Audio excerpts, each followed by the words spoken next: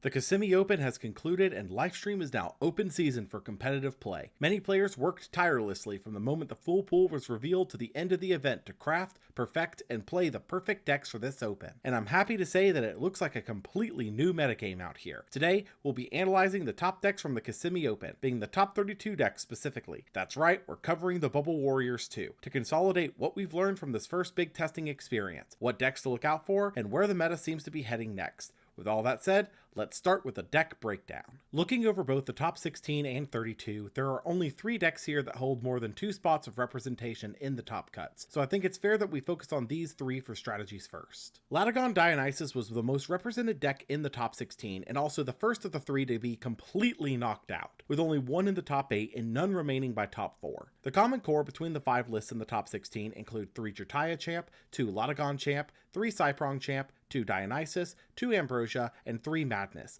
being a 15-card core. This core allows for an Earthquake on legs that doubles as the Divine Searcher in Cyprong, the sudden burst potential of Jirtaya into Latagon, the fallback of Latagon searching Ambrosia, and Madness pulling triple duty here, being the Swiss Army knife counter that it is used for in most decks, but also being an alter position switcher and a recover back while you've got Dionysus on the board. Past the core though, the deck can be built in a variety of ways, such as your standard 5s affair with Rabbits, Whales, Visks, the Aphros package, or Cyanectar package as played by Akshar P or a Scary Dinosaur, a more lunar heavy line with Spects, Rise from the Shadows, and Pharaohgeist played by Cindershade, an Earth toolbox of sorts with Mustache, Hopperoo, and the OG Latagon played by Pope, or even decked with something like a Thunderstorm package played by Dr. Vilk. The Dionysus deck may be the most configurable of the top 3 decks, but also is the most similar to what we've seen previously, being close to the ground good stuff 5 piles, which we've seen since base set, which sadly may be outpaced by some of the new strategies we saw this weekend. Lakagon was the second most represented deck in the top 16, the most represented deck in the top 32, and the overall winner of the entire event piloted by EvoVamp. The deck seemed to have 2 popular variants piloted in the top 16, being either a full combo variant focused on utilizing Tadpuff to guarantee a 1-turn line into the full Lakagon setup, as played by EvoVamp and Ash Winters, or an Aetheros heavy build using the OG Aetheros alongside new Aetheros and Magnaros Champ to swarm the board with 5s, as played by Bo and Rybot. For the combo build, the core is 3 Foamy Champ, 3 Aetheros Champ, 2 Magnaros Champ, 2 Pelicarius,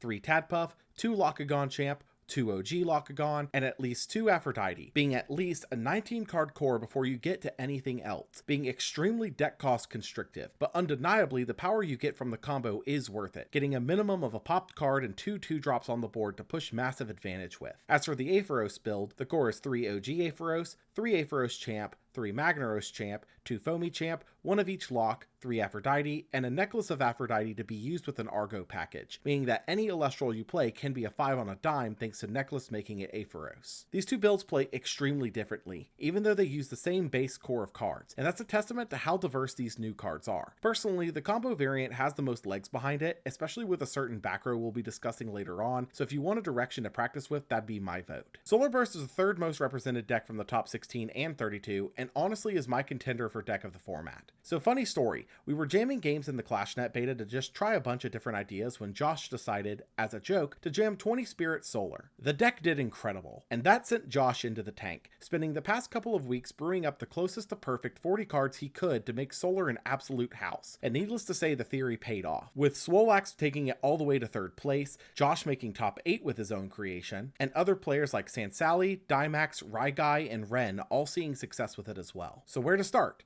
The core this time is a bit nebulous, but unquestionably required is 3 Nebuleo, 3 Corvishine Champ, 2 Exaltus Champ, 2 Plucky, 2 Leobright, 2 Celestlio, 3 Apollo, 3 Solar Burst, and 3 Guardian of Light. These are the cards necessary to make the deck function, as you need to see Apollo reliably to have the deck function at peak condition. Corvishine is shockingly sticky thanks to the 5 defense stat, and makes your foretells so much better by both making them go deeper and allowing a reset. And Solar Burst is a card that I don't think should have been printed, being effectively a 1-cost Earthquake with upsides. Past that, there are a variety of Solar packages you could include, such as the 2 that took spotlight here in Novacore and Tornasian, which tested the best, but you could also go with a Solar Artifact package in Helios, Plucky Champ, and Liar, or even a Cow package, but the Novacore and Tornasian packages definitely felt the strongest. This is a deck you need to be prepared to face, and as such, one of the strongest options seen throughout the weekend to stop both this and Lakagon from going off was Dense Fog, as all of the effects for these decks to operate require manual triggers, being effectively Gorgon's copies 4, 5, and 6. Either practice with this one or prep for it, the Celestlio waits for no one. Looking past the top 3 represented, we've got 10 other decks that cracked into top 32, so let's go down the list in order of placement for these. Blistrix would be our second place finisher, piloted by local legend Kier, and though Blizz did have 2 different tops, we're going to discuss them separately since they're vastly different from one another. Kier's Blizz list took much more of a focus on combo than the previous builds, utilizing the new Catarant and Iwoolly champs to enable a massive board swarm out all at once, with Tadflow being easily the most interesting piece, allowing you to cast it out with Iwoolly champ's board swarm mill, then to send it up into any of your 2 drops in hand, which includes Asprowl or even another Iwoolly champ. Add to the mix Blizzard Whiteout, which can completely block the Gorgons your opponent will use to stop your mill pushes on top of the odd removal piece like Earthquake, and you've got one of the strongest swarm strategies we've seen in the game so far. Staying on brand with Frost, we've got Rylamon's top 8 Ice Age, which aims to enable both Imperawatt and the new Invoke Ice Age to clear boards and push massive swings of advantage. Ice Age can be enabled by either Keone or by swarming out copies of more Frost to provide the 2 Frost disenchant, while Imperawatt can do the same while maintaining a 3-spirit body on the board. This is a strategy that I believe can be improved upon heavily, such as Brumelink's champ and Boreas being an Ice Age enabler, so it's definitely a strategy to keep an eye on in the meta fringes, though will lose potency if Blistrix catches on with the masses. Sunflower would take Antitan to a top 16 finish, highlighting just how much had been done for the deck with these new additions. Hopperoo provides stable damage and tutoring, the new Cyanectar package fits like a glove, enabling the Specteris champ line to Antitan, Madness lets you establish what you need to for your bugs to thrive, and Rise from the Shadows makes your threats extremely sticky, especially the Nobby Doppelganger line. While it might not be as popular as some of the other decks in the top cut here, somehow, somewhere, I know Log is happy to see his boy thriving. The below average Gatsby's top 16 finish with Solar looks a good bit different compared to the Solar Burst list we've looked at so far, going all in on the Novacore champ line and backing it up with the new Livestream Sundial to skip the opponent's draw phase and run them out of options. Sundial being a 5-under temple, alongside the ability to ensure that your pieces survive combat between Royal Laudel and Guardian, does give this deck a leg to stand on, and Lustragon and Tornasian are power drops that can capitalize on the ways you've made it to that position. While I do like this direction for the deck, I do believe the Celestlio line is just strongest at this stage, though this could be a direction worth exploring in combination with the previously discussed Solar Burst list. Leave it to Ari to make top 32 with Penterror and yet another format. The deck's core has changed around many cards from the last time we saw the base set boss,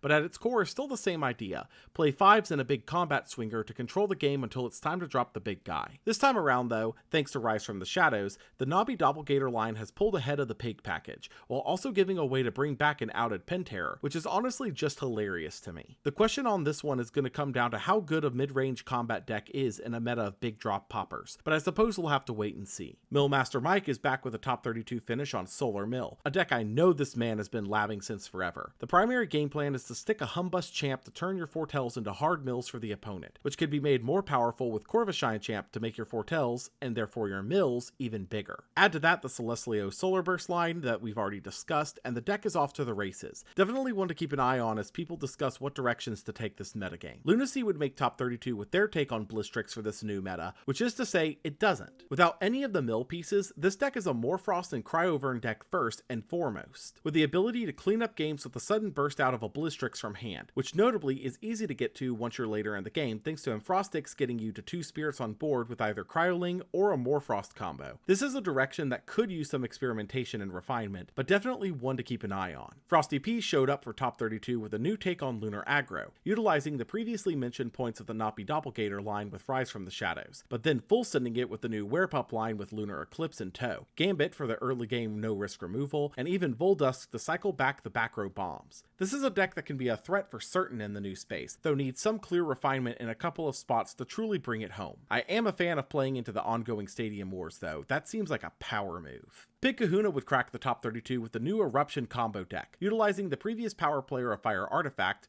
Volcari's champ, with the new Smoltuga champ to set up Krakatuga alongside at least one Eruption, which could easily be more by the time you go off. It's nothing to scoff at to suddenly be staring down 6 burn damage in a pop, so be sure to keep this deck on your radar moving into the Premier season, and be sure to not get caught off guard by the Krakatuga champ switch up. Aldo L would crack the top 32 with our last unique deck of the lineup, Thunderstorm. Utilizing the previous Funglow from Frostfall and the new Brontiglow champ, alongside the lineup of Thunderstorms and Thunderstorm enablers, the deck has the potential to absolutely pop off given the chance, with many board states enabling a full board wipe with enough Thunderstorms behind it. Add to that the Ampup package to access the original Lycavolt, and you've got an advantage generating machine on your hands. So clearly from the results this weekend, the previous way of playing the game, being that of mid-range combat-focused decks, has been superseded by these new Mega Threat combo decks between Solar Burst and Lakagon, with Latagon straddling the line between. Every deck ending in the top 8 had some big bomb payoff, whether it was Lakagon, Blizzstrix, Celestlio, or Latagon to a much lesser extent. And that's indicative of the direction that Lifestorm has taken the meta.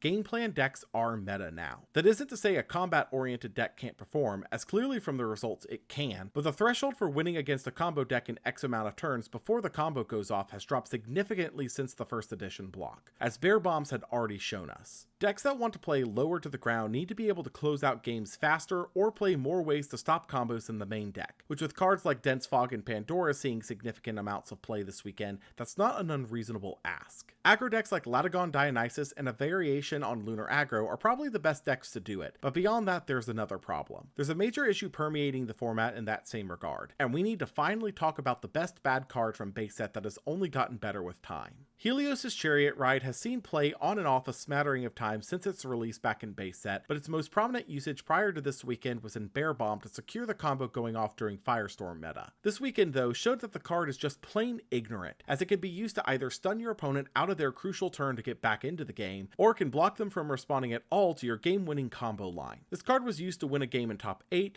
top 4, and finals on stream this weekend, with EvoVamp main decking it for his Lakagon build, and every time it was flipped this weekend it ended the game effectively on the spot, which cannot be healthy for the long term. We've already seen Hurricane go to 1 for providing similar results, which even then is still being played, so it's not an unreasonable ask to say that Chariot Ride should probably need to go the way of Elechick, which seems to be the prevailing sentiment among the player base, but clearly we won't see any kind of a balance update for the meta for a while, as the new set only just came out, though this feels like something that should have been addressed by the balance team prior to Kissimmee. There are a few other cards though that were overperformers from this past weekend that should definitely be on watch at the very least, which includes Rise from the Ashes for every one of these combo decks, Celestlio as a power 3 drop, Aspral as a major Blizzstrix enabler, and realistically Chronodial, as without Celestlio this is the next card that's going to break the meta, as we saw at the tail end of Firestorm. Out of these though, the only two I truly believe need to be addressed immediately are Chariot and Rise though, as these two are going to be top performers at the premiere next weekend for certain, so keep an eye on them and be sure to prepare, though I'm unsure how much preparation you can actually do for Chariot, which is kind of the problem. Overall, I'm pleased to see the meta taking a new direction after all this time, and seeing some of the decks from this weekend makes me extremely excited for what we're going to see at the premiere next weekend as the meta adjusts. Until next time, keep your eyes and mind open for these developments and get to testing.